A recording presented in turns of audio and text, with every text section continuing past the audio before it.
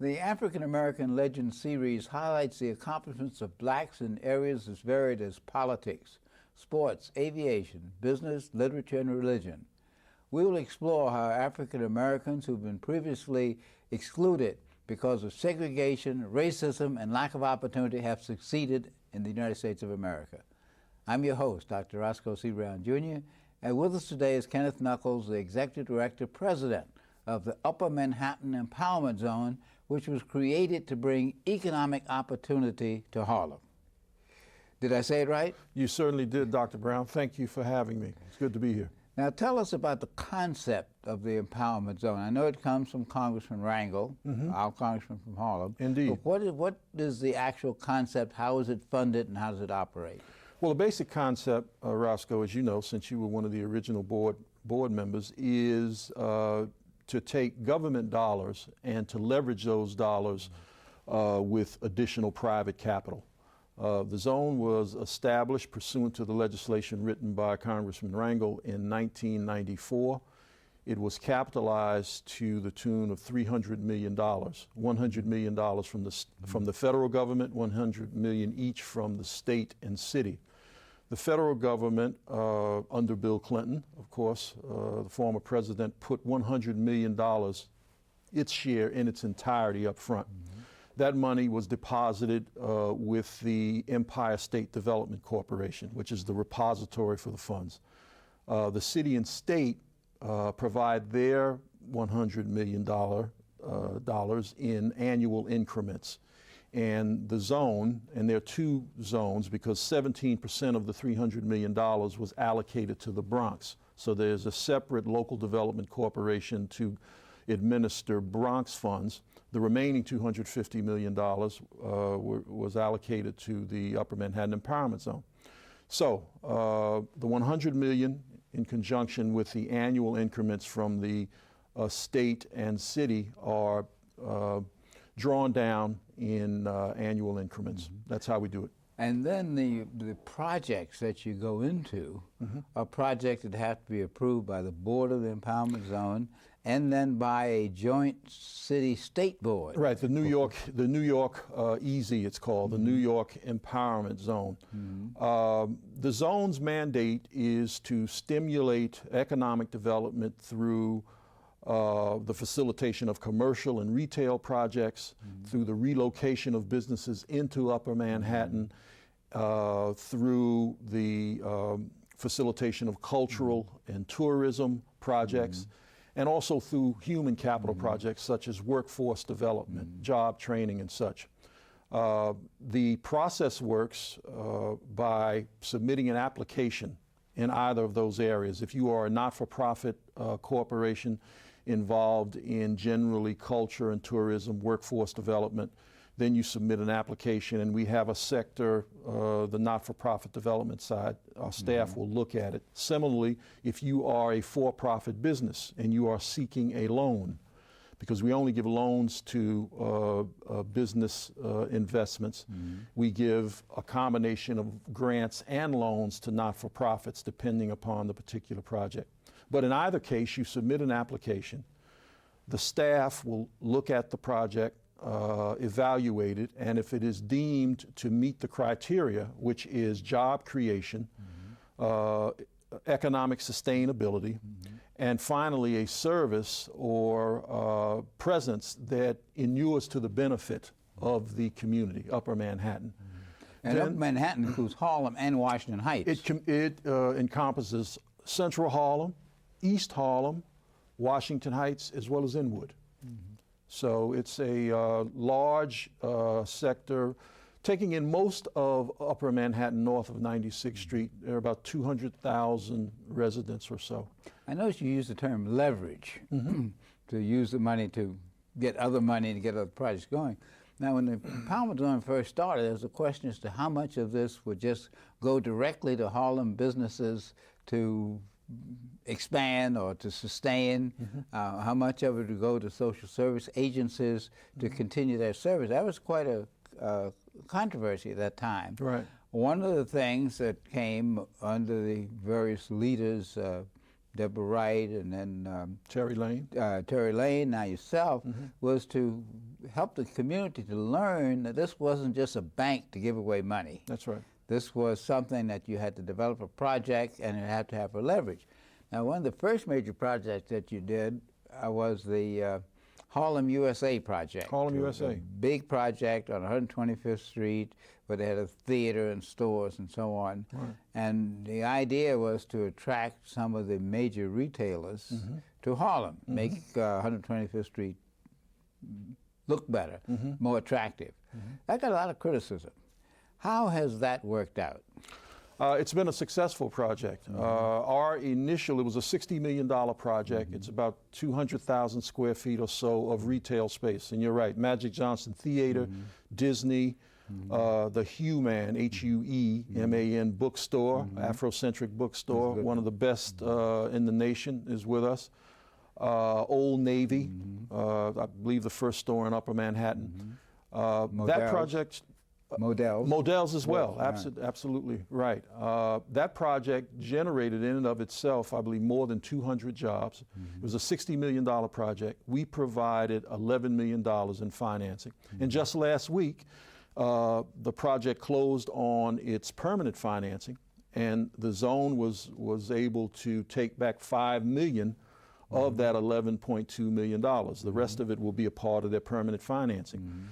By part of it, you will get the money back over time. We have, precisely. The remaining $6.2 million will be paid to us over time.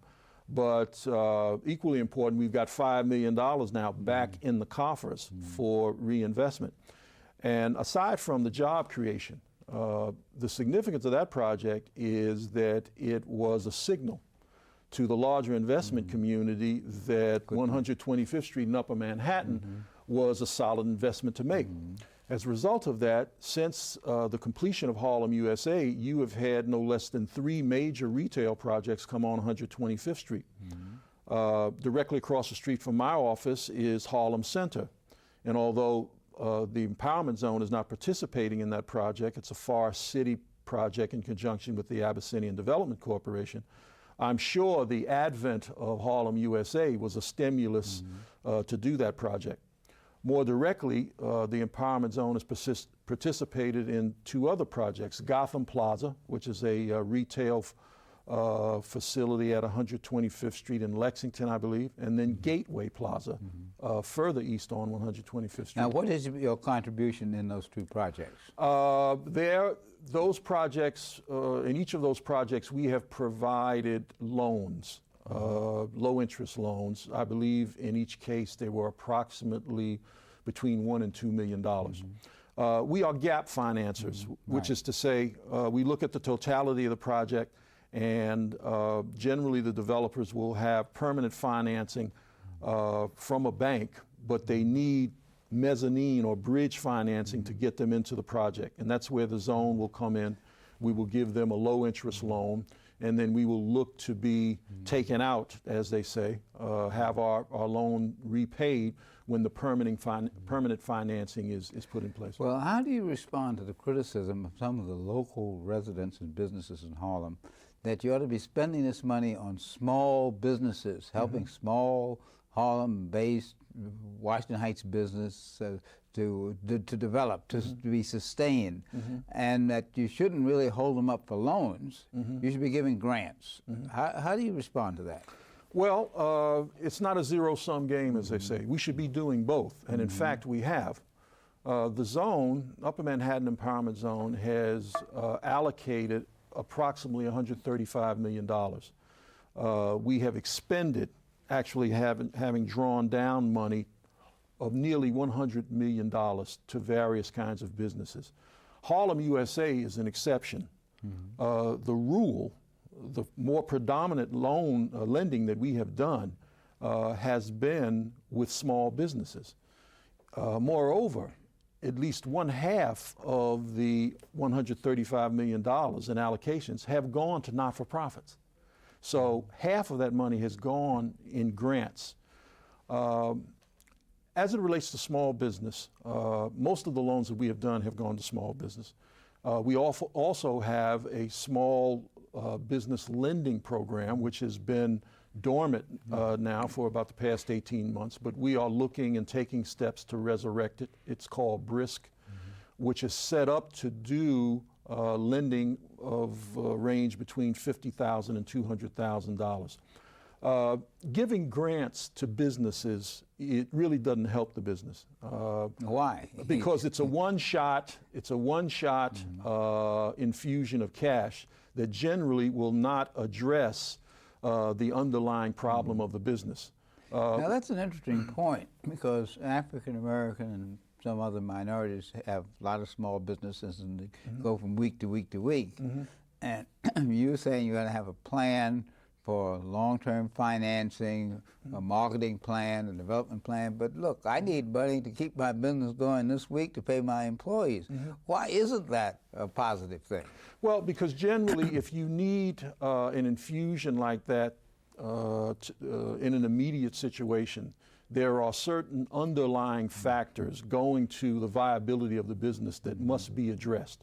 More often than not, an infusion of cash will only sustain a business for a period of time, and then the business will go under. So what we provide, more than cash, over and above cash, is technical assistance to look at the fundamentals of a business, to look at your accounting, to look at your technology, to look at your space accommodations. Many of our businesses in Upper Manhattan have month-to-month leases.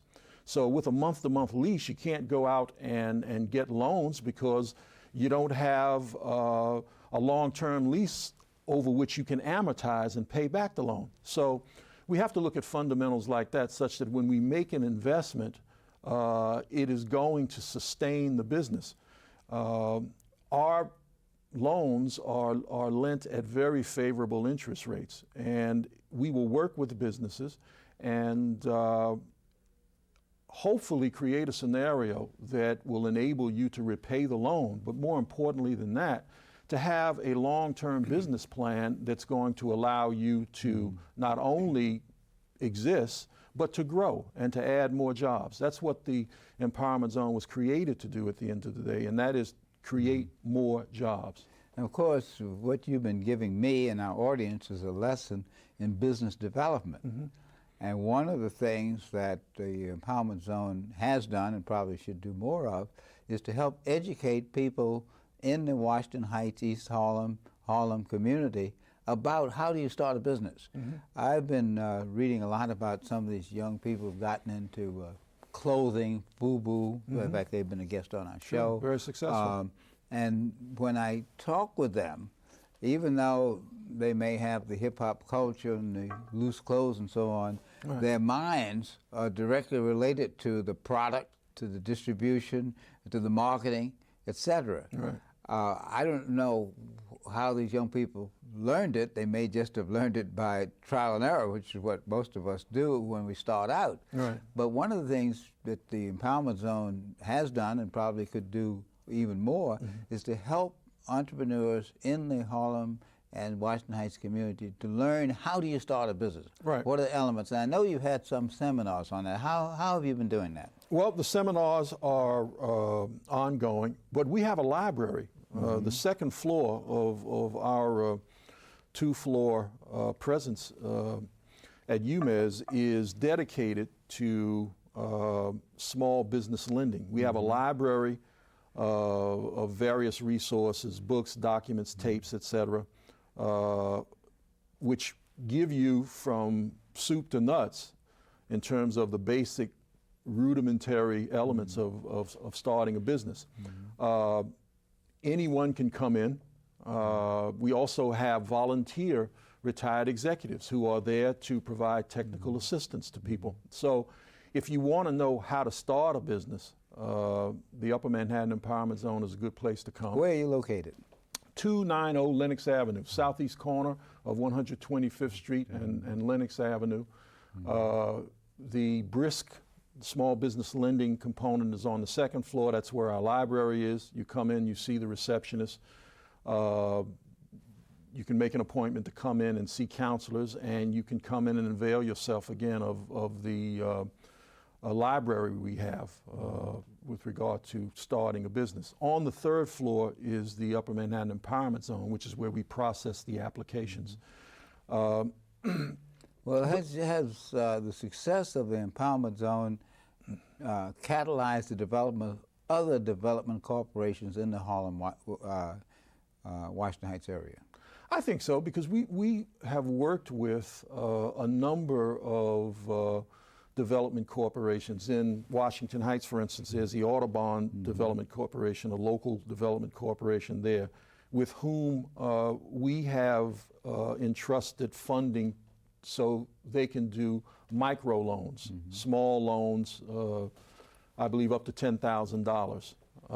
We just established a similar working relationship with an entity in East Harlem. We worked with the Harlem Business Alliance, similarly, to do micro lending, commercial revitalization. Micro, that's at 10,000 and 10,000 and under, small loans. And as I said, we are looking at the BRISC model, looking to see under what circumstances it can be resurrected, and I'm sure that we can resurrect it. What about your default rate? Did BRISC go out of business because of, or suspend because of the default rate? Because one of the concerns, the banks have always said that the default rate for minority and small business is so great that I think the statistics are 2 out of every 3 small businesses that have started to go out of business in a year or two. What about that? Well, we didn't actually go out of business. What it was just a moratorium. I mean, BRISC is an initiative of the Upper Manhattan Empowerment Zone, which is to say we, about $5 million was allocated for the loans through BRISC. Of that amount, $600,000 have been repaid. There is about $4.5 million in outstanding loans. It's a tough lending clientele. I have looked in the past 2 months that I've been at UMass for comparisons, and the fact is that there just aren't many. There are the micro loans that groups like Axion and others do, but the banks don't do the kind of lending that BRISC does. I think we've had about 70% of our loans to be successful. 30%, which is, certainly nothing to crow about, but it reflects the difficulty in terms of the clientele. Lots of technical assistance, lots of hand-holding, quite labor-intensive. I think that's recognized. So we have to look at the technical assistance model, see how we can provide more of it, not only pre-loan, but after the loan, to make sure that there's a discipline with regard to the money and how it's spent, and that it is expended for the purposes contemplated by the loan. So it's a tough lending dynamic, but it has to exist because we have to be able to address the indigenous business community. The other thing that I think is important here, aside from the indigenous business community, the moms and pops who have worked hard and been in Harlem and Upper Manhattan, East Harlem, doing good times and bad, I think we need to stimulate involvement of what I call the MBA crowd. That is, young entrepreneurs who have been on Wall Street, work for banks, have very sophisticated financial training, but they've never been in business before. And we've got a number of those entrepreneurs who want to come to Harlem now and Upper Manhattan and open businesses. We want to find a way to work with them because while they don't have prior business experience, on the one hand, you find in many cases that they need less in the way of technical assistance. So we think there's a mix that can be brought to the table. There's lots of questions about where's the new generation of entrepreneurs coming from.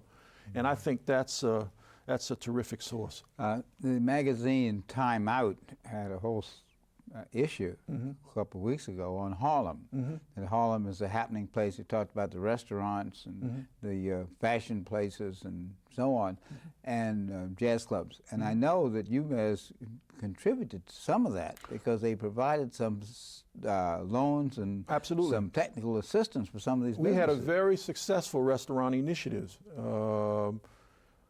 in which several $1 million was set aside for a restaurant initiative. And such restaurants as Londell's, the Bayou, Revival, that is opened up recently. Leon Ellis, owner of Emily's over on Fifth Avenue, has just opened Mocha on 119th and Frederick Douglass. We've had a very successful effort under the restaurant initiative. And what happens is that the restaurant initiative is really a part of a larger culture and tourism component that we have invested in to good effect. Yeah. That's a good point, because one of the great resources of Harlem, other than its people and some of its land, is its history and cultural heritage. Absolutely. And one of the things that your predecessors started was this cultural tourism initiative. And that went through some of the same type of push-pull, because some of the cultural institutes said, well, why don't you just give us a grant? Right. And there were some grants, but mainly it was development money. Right. Right. And some of those have worked out very well. Worked out very well. And what a lot of folks don't realize when you say culture and tourism, it's not only about the partaking of arts and culture, because it's economic development. When the Apollo runs a show, Harlem Song, or more recently Midnight's Children, or currently the Jackie Wilson Story, people will come to the theater, but before going to the theater, or possibly after, they will go to a restaurant. They will go to the Bayou. They will go to Sylvia's. They will go to Revival. And while they're in the vicinity, they will spend money. So when the Apollo is lit up, there's an immediate and measurable economic impact, positive economic impact that happens. But beyond the Apollo, as you know, Roscoe, there are some seminal cultural institutions in Upper Manhattan that are important to the culture of America and to the economic well-being of Upper Manhattan. Dance Theater of Harlem, Boys Choir of Harlem, the Studio Museum, El Museo del Barrio, Boys Choir. These are all institutions that do great cultural work, but they also have an economic impact because people come to see them, and when they're in Upper Manhattan, they tend to spend money elsewhere. And the expenditure of that money in turn creates jobs. One of the concerns that I had, and I think other people had a while back, and it may still be there, is the accessibility for parking. Yes. When you come to the show, I, for example, know my way around. I can find a place. Sure. But for somebody who's not from the Harlem community, how do you address that? Because parking garages are very expensive. Yes.